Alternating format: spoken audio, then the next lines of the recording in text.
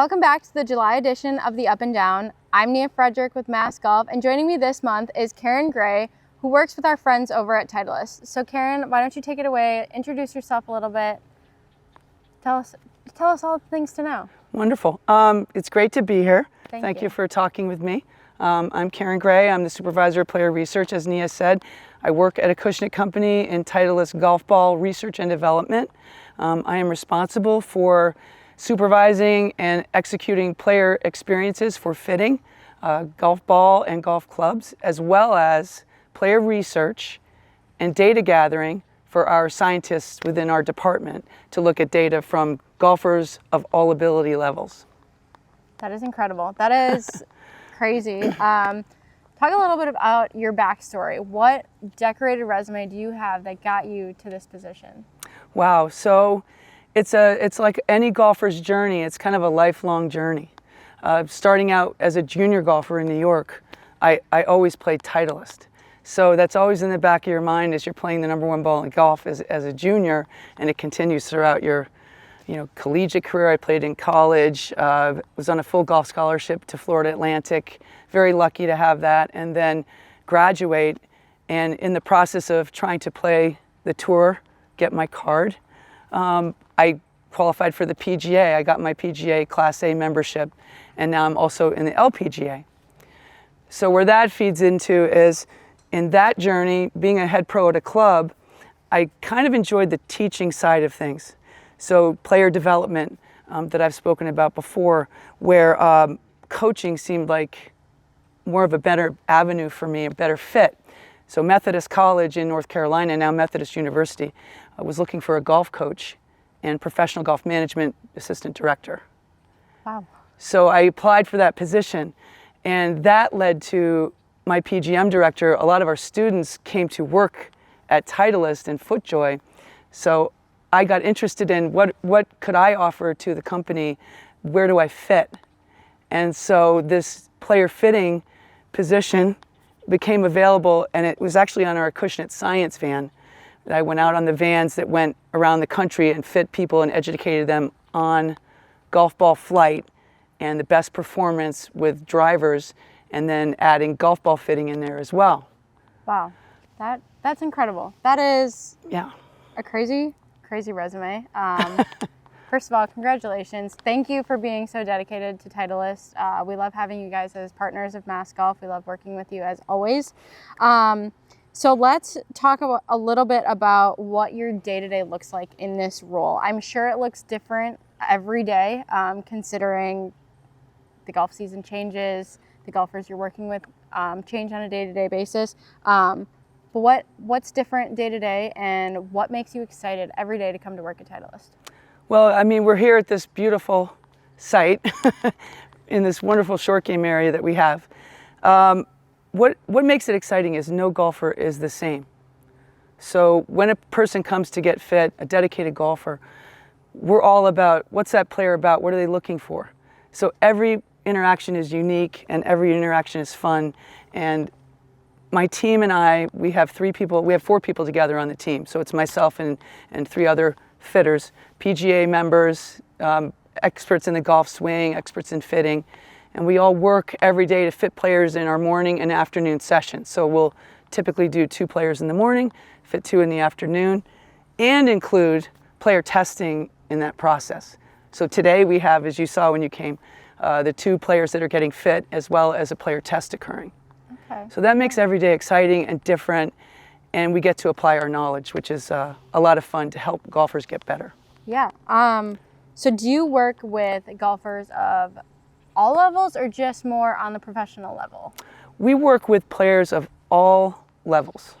So beginners all the way to PGA Tour.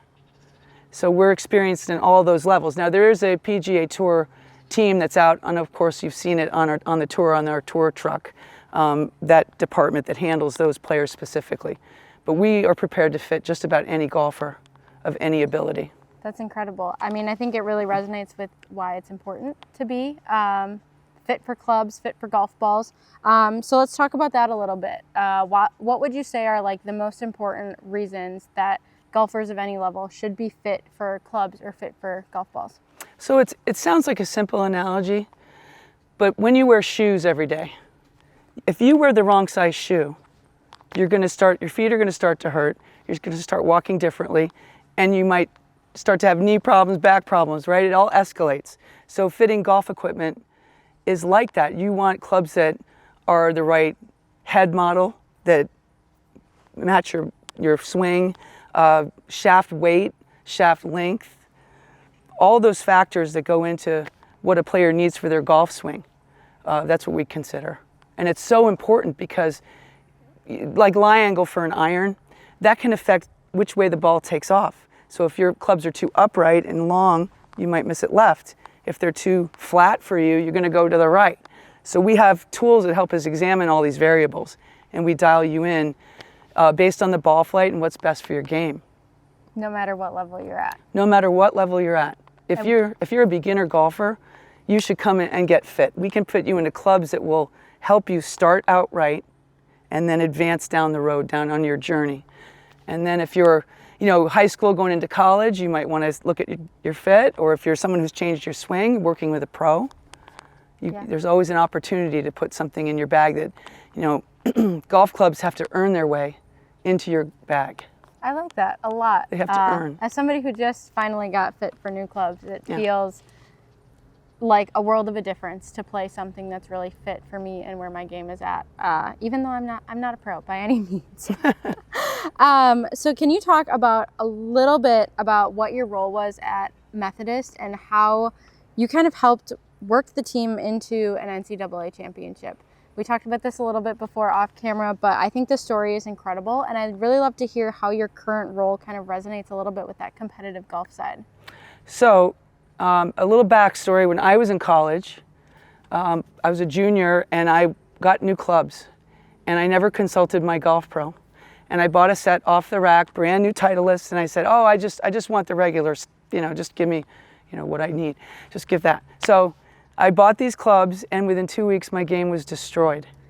It was my own fault, but shafts were too heavy, the clubs were too long, and they were too upright for me. And I started to pull the ball left. I started to top the ball. It was just horrible. And when you're in college, a month seems like a year, So I went home to my pro, and he told me that he had lighter weight shafts and all these different things for my golf clubs. So with that story, I decided that club fitting was critical for every golfer.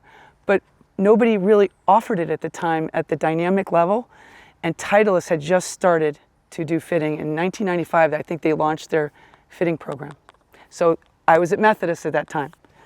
So the story for the girls on the team was that I told them all to get club fit first before we start trying to teach them. So I took them to see a Titleist ambassador fitter in Wilmington, North Carolina, and Drew Pearson helped. One of my freshmen was shooting 90 in the fall, and she got fit, got her new clubs, and started shooting in the 70s. Wow. It was the most dramatic change I've ever seen in a golfer. I see that with fittings, they get better all of a sudden, but Tracy really did really well, and the other girls responded. So that knowledge about fitting helped them perform their best. And they were really shocked at the difference it made. And so was I, frankly. That was a huge jump. So being the college coach, I was a college coach and also assistant director of professional golf management. So that involved teaching class, mentoring students, coaching, giving lessons on the tee, getting my team ready for the national championship.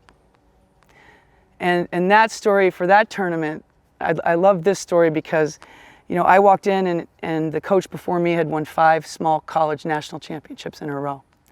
So I was going to be number 6. But what happened was the NCAA sponsored the first ever Division II and III national championship. So they combined 2 divisions to make enough teams. But that meant that Methodist College was facing Division II schools with scholarships. So it was the first time they had to face a really fierce competition. They had won by many strokes previous years. So my lesson to them right off the bat was everybody qualifies for every tournament, nobody's exempt, and every shot counts. And so that year we ended up winning the national title by 1 shot.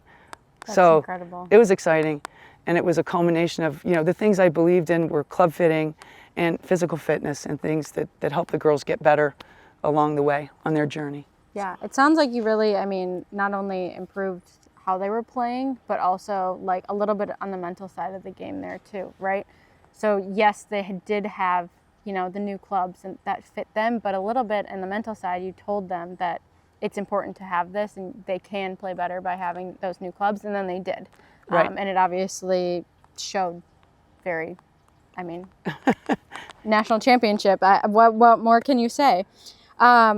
So I guess in your current role, when you are conducting, you know, player research, what are the criteria that you're looking for to ensure that the golf ball research and development team really creates like the best ball and fits the best ball for the right people? Because there is more than just the Pro V1 on the line, right? Oh, absolutely. So they're all our different brands, you know, the models, Pro V1, Pro V1X, and then our performance models that are in our lineup. And what happens in my role and my team, we test live golfers. We test golfers of all ability. We gather the data with our monitor devices and we save it for the researchers, the engineers, the scientists within R&D. So they can look at those golfers and say, okay, that's how fast their driver speed is. That's how fast they hit a half wedge. That's how fast they hit their 7-iron. The robots inside that you saw, we have robots that hit golf balls and tests. Those robots are set to human conditions. So whatever the PGA Tour say the average launch conditions are, that's what we can set the robot to on every club, as well as golfers around the world. So when scientists develop products, different construction, you know, they're always innovating.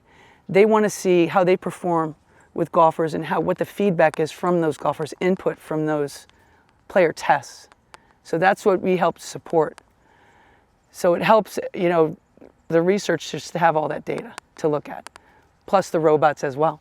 Yeah, I mean, I think like kind of imitating like what the golfers are doing out there is almost what's helping the product that's on the market. Right. Which obviously I think our last two signature championships, it's been the #1 ball by a landslide. I mean, it didn't even compare to our closest competitor. So Right. It's just awesome to see how many players in our field and in our mass golf events are representing the Titleist brand so well. Right, and you know, we put a lot of research into every product, Pro V1, Pro V1X, high performance, green sides control, good distance, absolutely. And then the other models, they offer different things. They offer a different color maybe, or a different price point, or you know, the velocity is the fastball, you know. So everybody's fit into the golf ball that matches their game, that help them shoot the best scores for their game. Yeah, that's incredible. I think it kind of speaks to that no matter where you're at, you should get, you know, fit for clubs, fit for balls. It'll pay off, right? Oh, absolutely. So next question.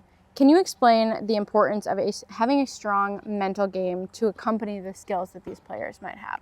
So we've touched on this a little bit in the last few of our newsletters that we've sent out, how important it is to kind of, you know, have your head on your shoulders when you're playing the game, but obviously somebody who sees it firsthand with a lot of golfers, it's not just about the clubs and it's not just about the ball. So what can we look at with the importance of a strong mental game?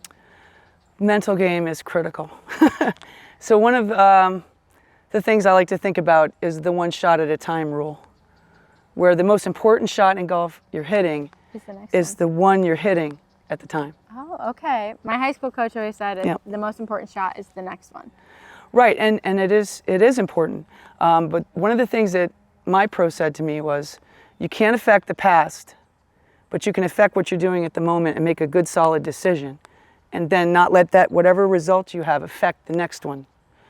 So you always want to put yourself in a position where you're focused on that shot that you're about to hit and everything's decisive. Like you're not guessing, is this the right club? Am I aiming right? You know, those types of things. And when you asked about, you know, the mental side with the team I coached, and even the golfers on the tee, you know, you have the clubs in your bag that are best for you. You're playing the #1 ball in golf. You should have confidence that those are going to work, and the decisions you make are what's going to affect the shot you're going to hit. Because whatever swing you make, your clubs are going to help you, your ball is going to help you. So the mental side, so I played in 2 U.S. Opens. And the first U.S. Open, it was just an overwhelming sense of awe at the golf course, the crowds, the shots I had to hit, and the mental side to be able to miss a shot and recover quickly. So if anything, on a mentality side, I learned that, boy, you know, you just hit a bad one, but let's forget about it now. Let's take a deep breath and throw it off to the side, because it's over. And that's a big part of it for me. And that's what I think, even on this tee out here, someone shows up, they're really nervous, I try to put them at ease, because nobody's judgment. This is a non-judgment zone. You're here to get better, we're here to help you. So don't be nervous, just swing. And that kind of sets, they start to calm down a little bit, because this is overwhelming. You drive in and you see the Manchester Lane rock, you get to the oasis of this fitting center and this test site and what it means, and that's the biggest thing, is just taking a deep breath and giving yourself the best chance. Yeah, I think that's important for all of our golfers, for everybody that plays in any of our events, no matter what level of golf they're at. The mental game is huge, it's really important, and it's, yeah, the number one ball in golf might help, but you know it's always going to go straight if you hit it right. That's what I learned from the robot. Yes, you're going to hit it straight if you have the right. Only the best are on the market, so that if you hit it right, it's going to go. It's going to go. It's going to do what you expect it to do. And also, it's always important to play the same ball, to be consistent, not to have a bunch of different golf balls in your bag, because I see that too. Yep. And customers on the tee, they don't know what ball to play. So we help guide them in that direction as well when we're in the short game area, focusing on spin and performance. Yeah. So has there ever been a time when you've needed to change your mentality when it came to golf, and how did you do it? I know you just talked about the US Open a little bit, but was there a really big turning point for you? That would be the biggest one. And the tour, at tour school, I was a shot away from going to the finals and getting one of my cards to be exempt. And I missed it by one stroke. And I had to take a step back and go, you know, I was very close, but every shot counts. And it just goes to show you that it does. And, you know, whether or not I made it or not, everything worked out okay. But when I taught golf at the school, that, of course, that's where that came into fruition, was every shot counts. And as long as you give it your best, you're never disappointed. You know, as long as you're doing your best, making a decision, sticking with it, you can evaluate more correctly what just happened and why. And junior golfers too, right? Junior golf, collegiate golf, they're playing different courses, they're learning course management. So the clearer you keep your mind, the clearer you can learn from your mistakes. That's what I think, probably the biggest mental thing for me was, you know, you're gonna make mistakes and you probably learned your best nuggets of good things from those mistakes, even though they seem like the end of the world. They're not. Yeah. They're not. I was talking to one of our interns recently about how she's in the mindset of, you know, you fake it till you make it, right? That was part of the list last month that we put out in this newsletter. And something that we talked about was how important confidence is. Confidence in your game, confidence in what you're doing, confidence that you know that you're in the right spot and you're where you're supposed to be. Because I think there is a stigma around golf and new golfers, and you know, if you're supposed to be on the course, if you're not supposed to be on the course, like kind of where they fit in the entire realm of being on the golf course. And I was like, it all comes down to confidence. How confident you are with the club in your hand, with the balls in your bag, with the course that's ahead of you. As long as you are confident in what you are capable of, whether that's, you know, you're capable of shooting par or you're capable of shooting 12 over. What are you confident in your round? And we kind of stressed the importance of that in our last newsletter. Just knowing the array of golfers we have, it's still really important to be confident. Oh, absolutely. You make that step, and my teacher used to say it's confidence with a K, because Karen, you know. And I was like, that's great, you know. And every time I would step on the tee, that would be my affirmation. I'd put my club on the ground and go, all right, I'm ready. Like, go. Same thing for the beginner golfer too. Yeah. Okay, so if there was one piece of advice that we had to share with our friends that are watching the Up and Down newsletter this month, outside of getting fit for clubs and getting fit for the right ball for your game, because I think we've stressed how important that is. What is one piece of advice that you would offer to our mass golf community? I would say and this comes up in my head right now, but always be learning. Never stop learning about the game. You're going to learn something every day. And I'd say play a lot more golf than sitting on a range and hitting balls. I think that's what I've learned over the last 20 years is just go play. Get in different lies. Find yourself on a hill. Find yourself in a tree. Hit under the limb of the branch. Learn how to hit different shots because that's the fun part. Play the game. And that's kind of where I'm at right now is just getting out there and playing as much golf as I can and telling even kids that are here, go play tournaments, go learn, go play, have fun, and go out and take lessons. Don't forget to work on your game. We're always working on our game, even at the highest levels, right? You know, even the people on tour, they have coaches, they have, you know, physical fitness is another part of it. Stay in shape and take care of yourself. But that's, you know, that's where I'm at right now. Yeah. Our motto at Mass Golf is always make today a golf day. So if that's not a great way to end it, I don't know what is. We encourage you all to make today a golf day. Get out there and play some golf. Sign up for Mass Golf events if you haven't already. Thank you so much, Karen, for sitting down and chatting with us this month. We really appreciate it. We appreciate the beautiful facility and you having us out here. And we'll see you next time. Thank you.